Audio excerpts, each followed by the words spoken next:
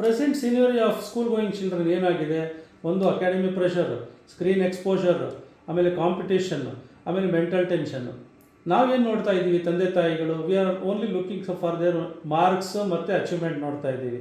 V are not looking their physical, mental, emotional strength. ಅದಕ್ಕೆ time tested practice ಏನಪ್ಪ ಅಂದರೆ ಯೋಗ. ಆಮೇಲೆ ಯೋಗ ಯಾಕೆ ಬೇಕು, ಸ್ಪೋರ್ಟ್ಸಲ್ಲಿ ಹಾಕ್ಬೋದು ಅಂತೀರಾ. Yoga is not just a physical exercise. ಈಗ ಮಗು ಚೆನ್ನಾಗಿ ಬ್ರೀತಿಂಗ್ ಮಾಡೋವಂಥದ್ದನ್ನು ಚೆನ್ನಾಗಿ ಕಲಿತ್ರೆ ಮೆಂಟಲ್ ಕ್ಲಾರಿಟಿ ಚೆನ್ನಾಗಿ ಬರುತ್ತೆ. It improves the flexibility and enhances the muscular strength and immunity.